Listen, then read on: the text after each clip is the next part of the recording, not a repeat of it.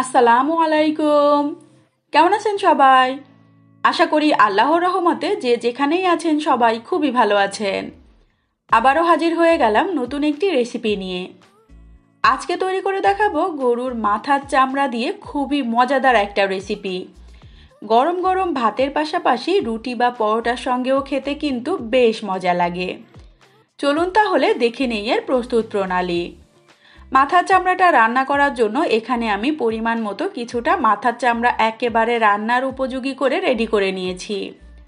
এখন বলে দিচ্ছি এই মাথার চামড়াটা আমি কিভাবে রান্নার উপযোগী করে তৈরি করেছি।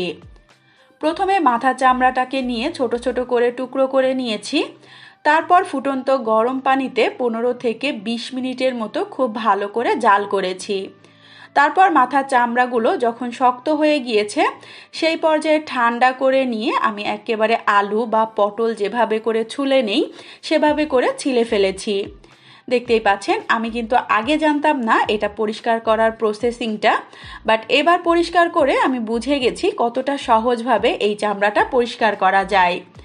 আর পরিষ্কার করার পর পশমগুলো কিন্তু এর গায়ে গায়ে লেগে থাকে, অতএব পরিষ্কার করার পর কয়েকবার পানি বদল করে কষলে কষলে খুব ভালো করে ধুয়ে নিয়ে তারপর ছোট ছোট করে, অর্থাৎ আমরা নর্মালি ভুঁড়ি যেভাবে করে কুচি করে নিই সেভাবে কুচি করে নিয়েছি।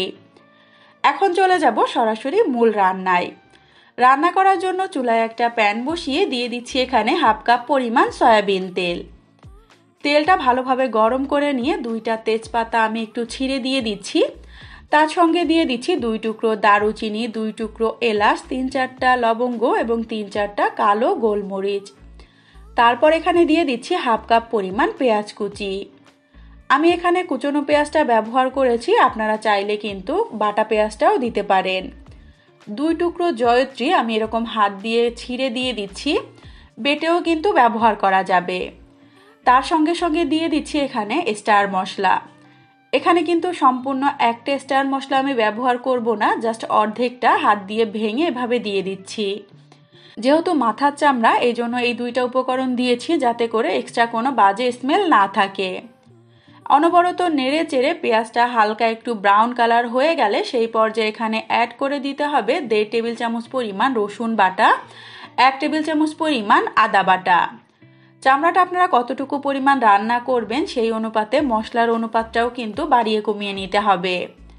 পেঁয়াজের সঙ্গে আদা রসুনটাকেও কিছুক্ষণ ভেজে নিচ্ছি যতক্ষণ না আদা রসুনের কাঁচা গন্ধটা চলে যাচ্ছে।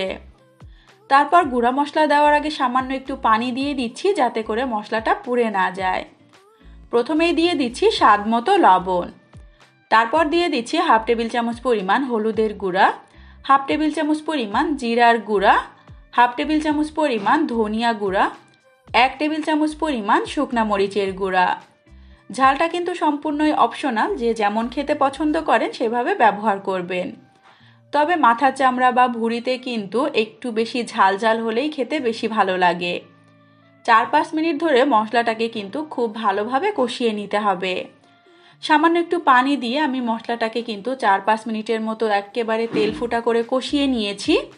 তারপর কষানো মশলার মধ্যে আমি অ্যাড করে দিচ্ছি মাথার চামড়া। কোনো রকম পানি না দিয়ে এই চামড়াটাকে কিন্তু আরও কিছুক্ষণ আমি মশলার সঙ্গে খুব ভালোভাবে কষে নেব। আর অবশ্যই কষানোর সময় ঢাকনাটা দিয়েই কিন্তু কষিয়ে নিতে হবে, তা না হলে রান্নাটা করতে কিন্তু অনেক বেশি সময় লেগে যাবে। 5 থেকে 6 মিনিট খুব ভালোভাবে আমি নেড়ে চেড়ে কষিয়ে নিয়েছি। দেখতেই পাচ্ছেন এরই মাঝে সম্পূর্ণ তেলটা কিন্তু উপরে ভেসে উঠেছে। তারপর এখানে আমি অ্যাড করে দিব সামান্য একটু চিলি ফ্লেক্স।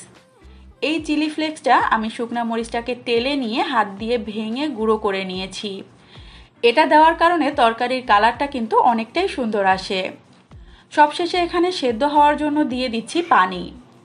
ভুঁড়ি রান্না করতে যতটা সময় লাগে এই মাথার চামড়া রান্না করতেও কিন্তু ঠিক ততটাই সময় লাগে, আর সেটা বুঝেই এখানে পানি ব্যবহার করতে হবে। পরিমাণ মতো পানি দিয়ে ঢাকনাটা দিয়ে আমি হাই ফ্লেমে পানিতে বলক আসা পর্যন্ত অপেক্ষা করছি।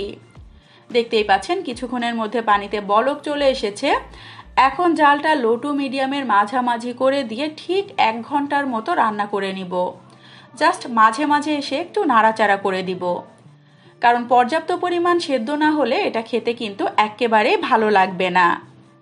আমি 1 ঘন্টার মতো রান্না করে নিয়েছি এবং এরই মাঝে চেক করে দেখে নিয়েছি মাথার চামড়াটাও সুন্দরভাবে সেদ্ধ হয়ে গিয়েছে।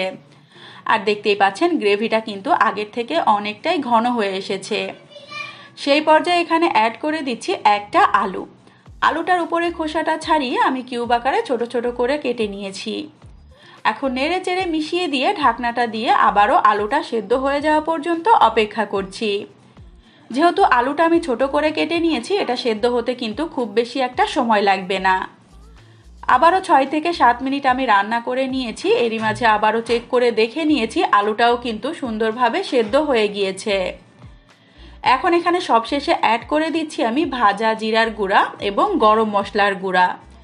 আর এই দুইটা উপকরণ অবশ্যই রান্নার শেষে অ্যাড করতে হবে, এতে করে কিন্তু খুবই সুন্দর একটা ফ্লেভার আসবে। সবশেষে কিন্তু নাড়াচাড়া করে অবশ্যই ঝাল লবণটা একটু টেস্ট করে দেখে নিতে হবে। এখন ঢাকনাটা দিয়ে জালটা লো ফ্লেমে জাস্ট তেলটা উপরে ছেড়ে আসা পর্যন্ত অপেক্ষা করছি। মোটামুটি 2 থেকে 3 মিনিটের মতো ঢেকে রাখলেই কিন্তু হয়ে যাবে। ফিরে আসছি আমি ঠিক 3 মিনিট পর। মাশাআল্লাহ, এরই মধ্যে আমার কিন্তু মাথার চামড়াটা খাওয়ার উপযোগী হয়ে গিয়েছে। দেখতেই পাচ্ছেন ইয়ামি একটা লুক এসেছে। এখন কিন্তু আমি আর কিছুই করব না, জাস্ট এভাবেই চুলাটা অফ করে দিয়ে 2-4 মিনিটের মতো রেখে দিব। তারপর আপনাদেরকে সার্ভ করে দেখাবো। যতটুকু তেল ফোটা ততটুকু কিন্তু চুলাটা অফ করে এভাবে ঢেকে রাখলেই ফুটে যাবে।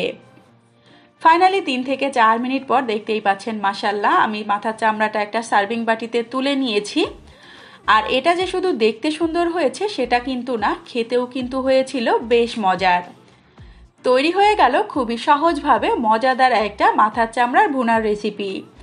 আশা করি আমার আজকের এই সহজ এবং মজাদার রান্নার রেসিপিটা আপনাদের কাছে খুবই ভালো লেগেছে।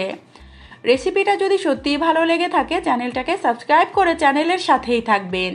রেসিপিতে লাইক অ্যান্ড কমেন্ট করবেন, বেশি বেশি করে শেয়ার করবেন। ধন্যবাদ। আল্লাহ হাফেজ সবাইকে। আসসালামু আলাইকুম।